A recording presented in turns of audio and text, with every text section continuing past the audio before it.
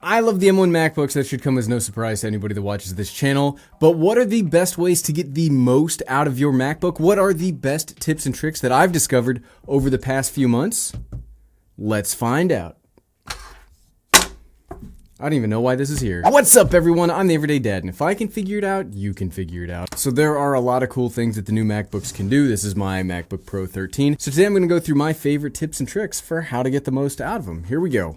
Let's set it all up. Can you see it? Yep, you should be able to see it over there. We got lots of angles today because that's just the easiest way to do these things. That's the way to make it the most exciting. My very first tip is if you have a messy desktop like I do, you know, sometimes we don't have the best file management on our desktop. There's a really easy way to clean this all up. It's called Stacks. All you have to do is right click, hit Use Stacks. Look at that. It moves it all into such a nice managed way. It takes all your images and collapses them on each other. It takes all your movies and collapses them on each other. And if you're like Gary, but I really want to go back and forth between this nice, neat view of Stacks and the way that I had it, because that's how I know how to find everything. You just unuse Stacks, and it goes right back the exact way you had it. Isn't that so nice? I like that. I use that all the time when I'm making YouTube videos, and I don't want you all to judge me too harshly for how messy my desktop gets. I'm like, no, this is how clean. I'm always this neat and nice. That's definitely a fabrication. So that's the very first tip. The second one, the most annoying thing about macOS Big Sur, bar none, are the notifications. I don't know what it is about them, but they just drive me absolutely crazy. They're always coming in all the time. Check it out. Like, here, we'll force us to get a notification so you can see what I'm talking about. See, they come up. There's no way to, like, if you have a whole bunch of them, there's no way to clear them all out. You got to go through and click on this X. And sometimes when you go to click on the X magically vanishes, and then you accidentally click on the thing itself. Then it brings up the whole thing that you didn't want, and so that's kind of a pain in the butt. But there's a few things you can do to take care of those. So one, we can go over to notifications. And you can see for each individual like app or function the computer does, you can change how each and every thing actually shows you notifications. I really like this because I like having control over what my computer's doing, and this really lets you see, like, okay, FaceTime. I do allow notifications. I allow them on the banners. I allow them on alerts. You can see all of the ways that I let them happen. I will keep them on banners because that's what I like. Firefox is not allowed to have notifications, but let's say you do want notifications, but you don't want them to be as annoying as they normally are. There's another way that you can do this where if we bring up the widget screen, you can see we have all of these notifications over here. And this is what's called quietly. So it delivers them quietly where you still get the notifications, but it shows them to you where you have to go looking for them. So if I'm just sitting here using the computer and I'm trying to find my latest systems notifications, I go over to my Widget Dock, and I can see all of these cool things. I really like this. Deliver quietly is probably one of my new favorite features inside of macOS. It's a long time coming that we should have been able to do this. But something else I want to mention while we're over here is the Widget Dock. You can check this out. You can set it up to do all sorts of cool stuff, much like on iOS or iPadOS. We can have our calendar, we can have weather, you can see all of the different time zones over here. Check the stock markets if you're checking out stocks. I'm not really a stock person. Screen time, I don't really want to see screen time. And you can see here all of the cool widgets you can get. You can choose between small, medium, large widgets. I like widgets. I like that Apple is starting to embrace widgets. You can see for the folder and the notes, world clock, and you can set all the stuff up. Look, even your photos. Check out that handsome devil right there. Who's that guy right there? That's the Everyday Dad when he's running, because I run to keep myself sane. And yeah, I like widgets, and here's how you can use all of the widgets. But this dock does a little bit more than just widgets, but there's also cool things that you can do with like the banner header up here. You can already see we're already in the command control system area up here where you just click on this. It brings up a whole bunch of options, which you can even customize what you can see in here, and you get all sorts of great things like you can control your Wi-Fi, your Bluetooth, your AirDrop, what it's set to, contacts only to everybody. And here's a really cool one, and this is kind of like a mini tip, but this is keyboard brightness. You can change and manage how bright your keyboard is. I like just the standard default thing where it's basically turned all the way up. You can also change how it works. It'll bring you straight into the keyboard options in here where you get even more. And that's what one of the things that I like about macOS Big Sur is when you click on like a quick icon, if you want more customization, or you want more functionality in regards to that topic, it really brings you there quite quickly. So you see I clicked on the battery, but from right there, we can go straight into the battery preferences where I can see everything from usage history, the battery itself, power adapter, I can even go in and check like battery health. So if I want to see how healthy my battery is, look, it's still at 100%, which I would hope because this MacBook's only a couple months old. But you can also see that I've got the battery percentage here at 100%. And there's a really cool way to do that. So we go to settings, dock and menu bar. So you can see we've got all of the options from the dock and the menu bar up here. We go down to battery and you can show percentage. You can even show in the control center if you really want to. The control center right here, 100%. But this allows a whole range of customization inside of your MacBook. You can see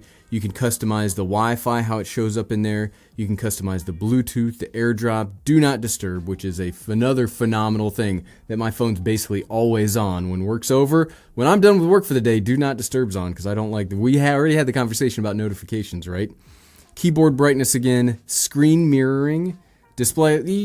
From here, you can change all sorts of stuff. And then it's this symbiotic relationship, right? Where the dock controls that like command bar thing. And it's all like interwoven. And it's so nice because you can go from just, I like how that button looks, that's what I want. And then you can dive right into the menus so quickly. And that's how you get the battery percentage up there. Long story long, I like giving you the context for the tips too, not just the tip specifically. The next tip is, you saw when I went to widgets, all I did was I pressed into this corner to have the widget shows up. And here's another really cool thing. This is called hot corners. I don't know why they call them hot corners, but it's really cool. And it's kind of weird how you go in to find them. So you got to go into desktop and screensaver, and you go to screensaver, which you can have screensavers now.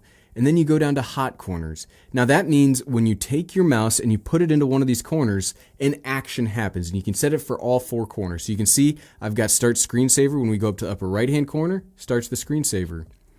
When I go to the left, it brings up all of my active desktops. And then you can set it to do start screensaver. I don't know why it has disable screensaver. Maybe that's just to set it so that the screensaver never turns on, but that's kind of weird. You can set it to mission control. So now we've got mission control up. You can see it pops down mission control, notification center, launchpad, a put the display to sleep lock screen, all sorts of stuff. So I really like this because is it that big of a deal? No, you can always use your keyboard to set a lot of these notifications, but it's just nice to, okay, hey, there's my notifications. Hey, I'm getting ready to go. Let's set the screensaver going. I come back. Hey, I need to see all my desktops. It sounds like such a small thing, but I really like these little usability features. If there's one thing that I will say about Mac OS Big Sur that I've really enjoyed, it's usability. They make it so nice, and you get so many cool things to do inside of the system. And here's something, while I'm here, I want to show you. I get asked questions all of the time where I get the wallpapers when we make these videos. I only ever use the official wallpapers for whatever brand we're talking about. So if you're looking to see how to get all of the macOS wallpapers that I talk about, or even this wallpaper right here, it's just inside the macOS wallpapers. You go to desktop, you go to change wallpaper, and then you can pick all of these cool things. I really like the wallpapers from Big Sur. They're probably my favorite wallpapers that Mac has ever had. This one you see in basically all of my thumbnails, because this is one of my favorite backgrounds of all time. I don't know what it is about this background, but I love it. But I've also really enjoyed going through these like cartoony kind of landscapes. I enjoy them an awful lot. And you can see they'll dynamically change throughout the day. So as the day goes on, the wallpaper will change to be kind of like how it is outside. The next tip has to do with your online security, like your online safety, to find out like what websites are tracking you. I use Safari, the macOS browser, and in that, you can see you got this little thing right here. This is the security settings, where when you go to a website, you click on it, it will show you if that website is containing any trackers. And you can then go in to see what websites are currently tracking you. You can see that when I go to techradar.com, we've got 114 trackers. And you can see what trackers they're doing. So Google Analytics basically follows me. Google, it seems, follows me throughout the entirety of my internet traveling. But it's really important to know which websites are tracking you and why they are tracking you. What I really like about Apple's new push for privacy is they give a lot of this functionality and a lot of this information, these tools to you to, one, prevent websites from tracking you. You can see that in the last 30 days how much Safari has stopped websites from tracking me. And two, it shows you what trackers they are. So it's nice to know. You got it, like internet security, your information security is starting to be very, very, very important. Not just for us online creators who have like these brands that we're trying to protect and we don't want people to like hack our accounts and stuff like that, but even just your own normal like tracking. Like when my son's watching YouTube, I don't want websites tracking him, so I really like the security tools inside of iOS, but for example here, Mac OS. Okay, just a couple more tips to talk about, and this one you've heard me talk about in a lot of these videos. I've mentioned how with the new M1 MacBooks, you can use both iPhone and iPad apps. Well, here's the tip is how to do that. So we go to the Apple App Store. Let's say I'm looking for Lumen Fusion, which is the video editing software that I use on my iPad. You can see Mac apps, there is no Lumen Fusion. There's no Lumen. What are you doing, Gary? Gary, there's nothing that, but you can see here, we have Mac apps and we have iPhone and iPad apps. You just click on this, and now you have access to apps that you would find on the iPad. I'm pointing to my iPad here because it's controlling my camera. You can find apps that will run on the iPad or run on the iPhone, and you can use most of those. Some developers do not allow their iOS apps to be run on Mac OS, but for the most part, look, here's Lumen Fusion. You can find it right there. Boom. It's so handy. It's so handy. You don't need to have an iPad to run iPad OS stuff. You can have your MacBook do it for you. Value. I love it. Okay, and the last tip that I want to talk about today is if you've been in Mac land for a while, you're going to be like, Gary, why are you even talking? But this is not even a tip or a trick. This is just something that people know. But I don't only talk about Apple stuff here. I talk about both Windows and I talk about Apple. So if you're new to Apple, welcome to the team. This is one of my favorite things ever. You saw me doing this earlier. This is called Spotlight Search. All you have to do is hit Command Space. It brings up this little bar. This bar will let you do everything inside of your computer. You're looking for settings, you're looking for a specific file, you're looking for an application. You can run everything through this. Once you get in the habit of hitting Command Space to search for stuff, this is the only way you'll interact with your computer from now on. You saw we went to settings by just typing in settings. It brings it right up.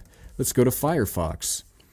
I don't have to click on Firefox. Let's say I don't have Firefox in my dock down here. All I have to do is hit Command Space and I can find it that way. Close tabs. Let's find a program that I don't have open right here. DaVinci Resolve. I have to know how to spell it, I guess. There you go. Boom, DaVinci Resolve. And now it will open so seamlessly and so easy. Windows does have something similar with their little search bar in the lower left-hand side, but it's not as functional and it's not as easy to use as Spotlight Search. I'm telling you, this is how I operate my computer, basically, period. So yeah, these are all of my favorite tips and tricks, the way that I interact with my MacBooks every single day. But what are some of your favorite tips and tricks? Leave me a comment below. Absolutely, right now. Go ahead and leave me a comment below and let me know your favorite tips and tricks because I would always like to find new ways to make this even easier to use. I'm telling you, I don't know everything. I 100% do not know everything. And I learn a lot from interacting with you all in comments. So please let me know what your favorite tips and tricks are. Maybe you'll be able to share some with somebody else. And somebody else will be able to find their new favorite tip and trick. And if you liked this video and you'd like to see what accessories I use, not only the software, but the gadgets that I buy to get the most out of my M1 MacBook Pro 13, good news. Here's the video. You can find it. Click right here on the MacBook Pro 13. Well, you're not going to be able to see it because it's going to be, but click over here